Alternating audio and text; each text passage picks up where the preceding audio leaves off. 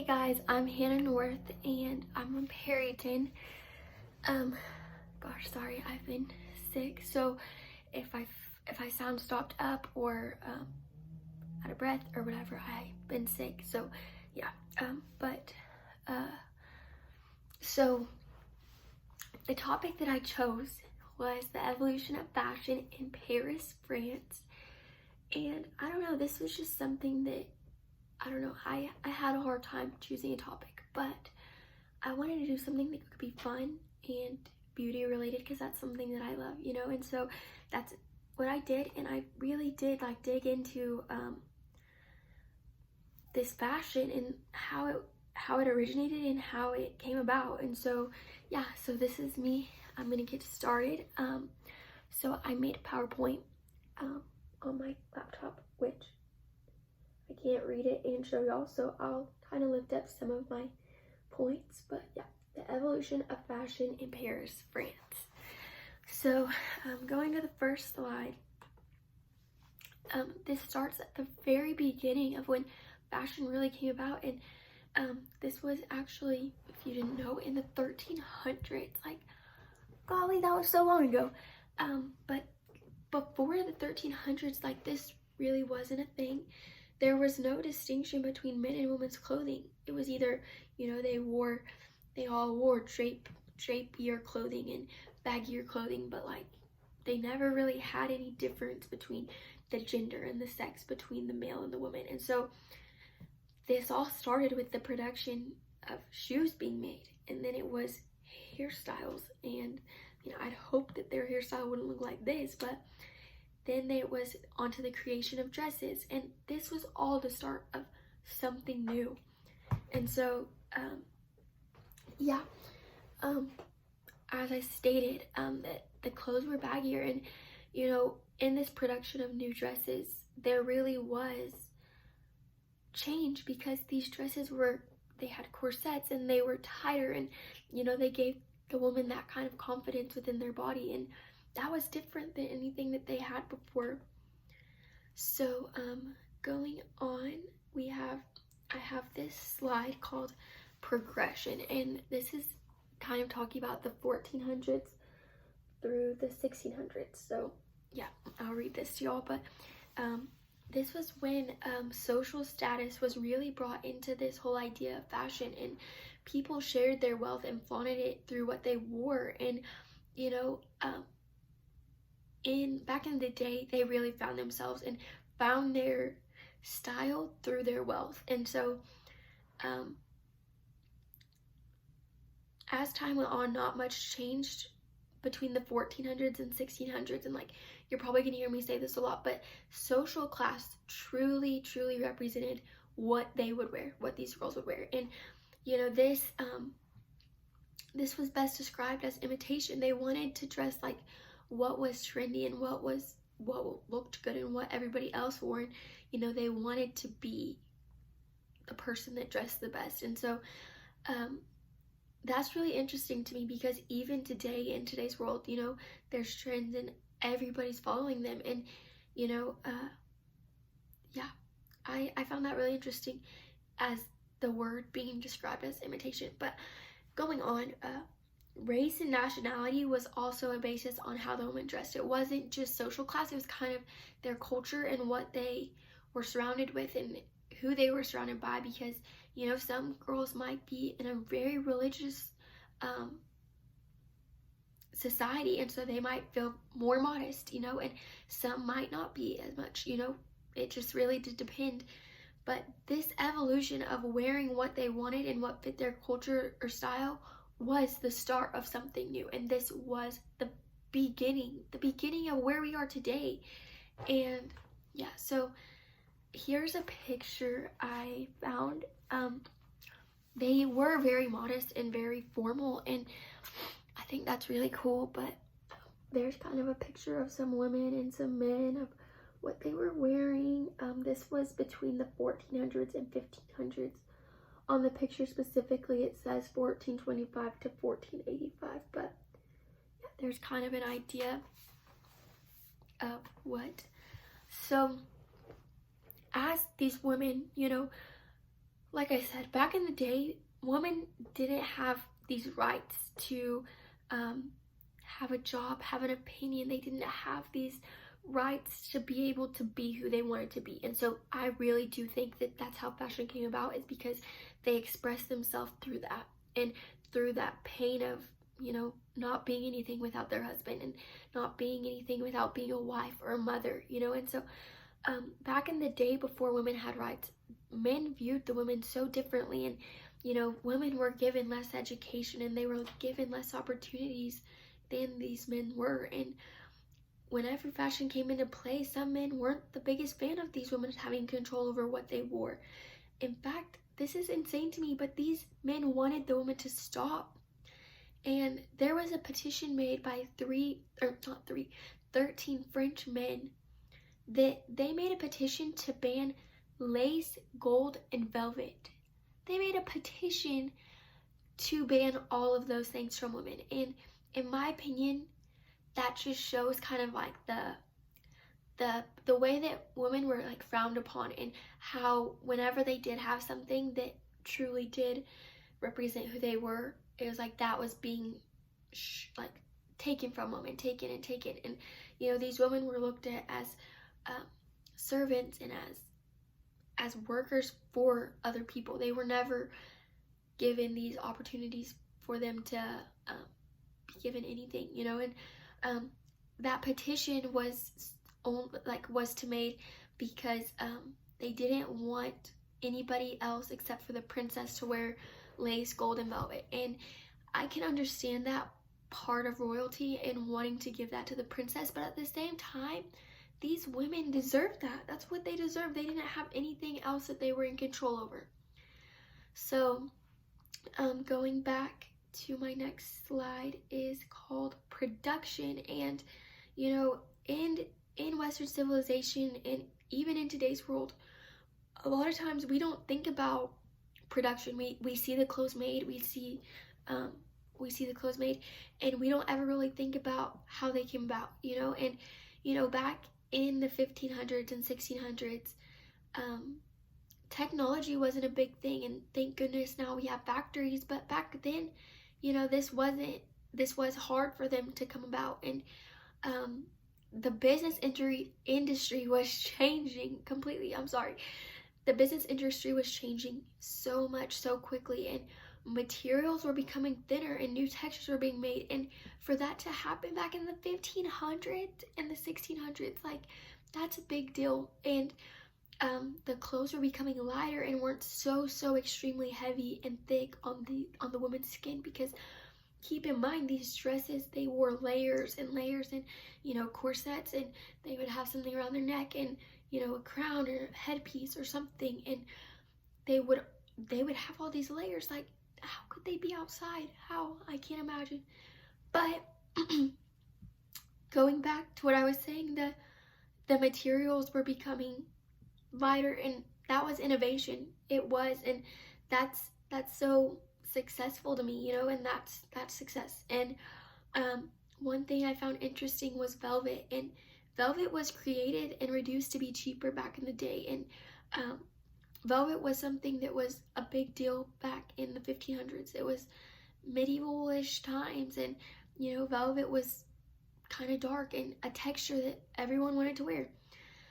But going on, the first fashion item created that did not require any tailoring was hosiery. And hosiery was one of the first most successful items created by the technique of knitting. And before hose were made, they had never knitted anything before. And knitting is so put into play now that, you know, we never think of hose being the first thing made. But yeah, so going on to the 1600s, this was when a lot of change happened. And you know, as I stated before, wealth and social class represented the dresses they wore still. This never changed. And you know, this caused division between the sexes, gender, wealth.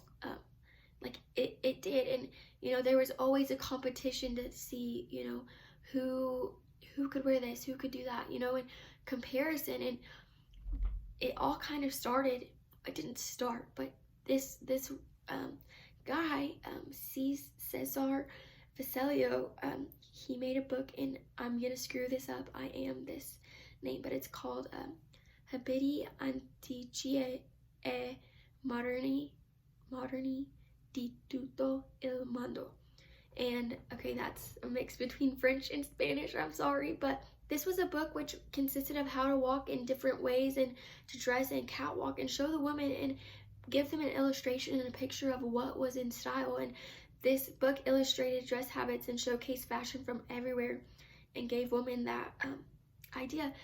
And I mean, in my opinion, this book is considered iconic. And under the captions of the dresses illustrated by Vecellio, he would explain and give into detail to what the dress meant and how it was in that time period. So for instance, he would put up to date underneath the dress. And as like to be trendy and to stay up with the constant change of the fashion industry was important back then. And you know, it really does show like with the fact that he put up to date. But the styles of dresses and new looks were being made all the time. And in this PowerPoint, I mentioned some of these pages from his book, but this was like the first magazine ever made, and you know, for that to be, you know, right here on my laptop is pretty amazing. But you know, these dresses are so elaborate, and you can see the different layers and the detail and elegance of these women. Oh, sorry, my elbow popped. And then here's another picture, and this is kind of just the change of fashion from the 1600s to the 1900s. So you can see kind of the men and their headpieces and crowns and feathers and all of that, which is super neat. So kind of going off of fashion for a sec and what they wore, and this plays part, but secondhand clothing. And now in today's world, you know, thrifting is a big thing, and you know, but in the 1600s, after knitting and making clothes became about, secondhand clothing became, and this changed the whole fashion game and increased trade in the market. Since fashion was about social class and wealth, the search and the desire for that look was always what the women were after, always. And that, like, I keep saying, like, this was what happened today, but it does happen today. And you know, the woman would wear their clothes and go sell them to auctions, and people would bid on them and buy them. And you know, this was new and innovative, and you know, it was a way of marketing that made the cities and the market boom. Like this way of marketing was booming, and it was selling like so much. But it's not a bad thing, it's recycling, you know. But this fight to be at the top of having the best clothes was definitely something that these women strived for. Anyway, so going on to the next, I skipped to the 1700s, and I don't know if you can kind of see what that picture is. It's kind of hard to see what that is, but it's like fur and, you know, nice luxurious goods. And this is titled The Consumer Industrious Revolution, and this occurred in the 1700s, and this time period only really affected the higher class. The Consumer Revolution only affected those that were in the higher class because there was an increase on these price goods.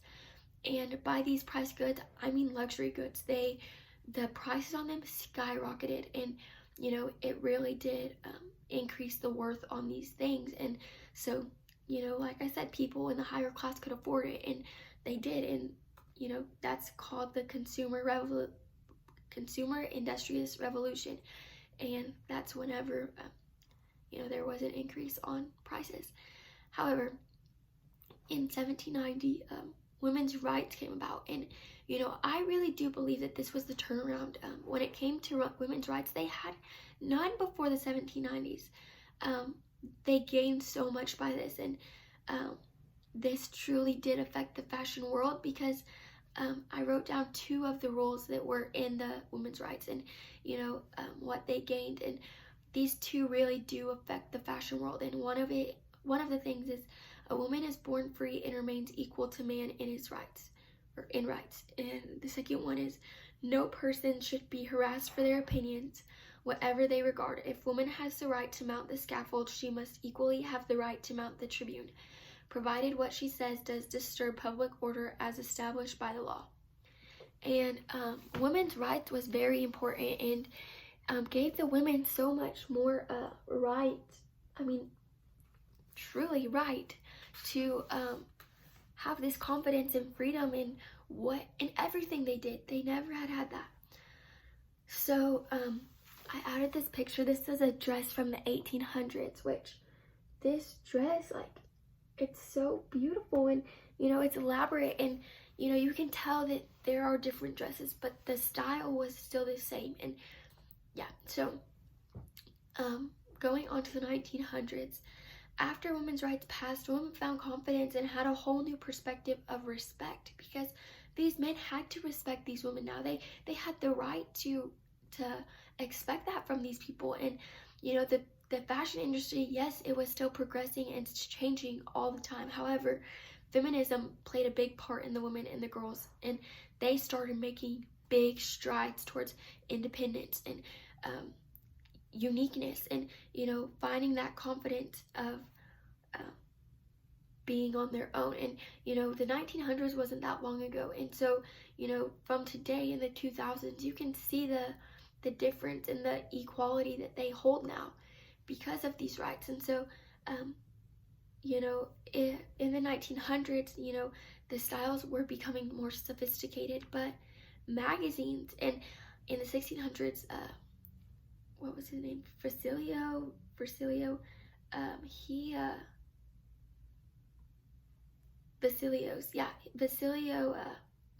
his magazine came out, but from then on, there wasn't really much. And so, magazines were the fad, and they were being produced, and they were giving these girls inspiration of, you know, what they should wear. But this is kind of, the dresses started to become like less big, I guess, like less fluffy. But there's that. So that's all I have for my PowerPoint. But I don't know, I just think it's really interesting how, you know, a lot of the same like variables and, you know, confidence and social class and wealth, and they really still do portray the style that people wear. And even today, like, the magazines are a big deal, and you know, people collect posters and magazines and pieces of clothing, you know, and it's almost rather a work of art rather than a piece of clothing, you know, for some. And you know, I really did enjoy this study on fashion, because it opened my eyes to see what all these women in the fashion industry has been through in the past to get to how big and how much it affects our industry today. And so yeah, I would like to thank y'all for watching this video, and please comment what y'all think about this topic. You know, I truly did enjoy learning about this, and it was super interesting to me, and I hope that some of y'all could find interest in this video. So thank y'all so much for watching. I hope y'all have a good night. Thank you.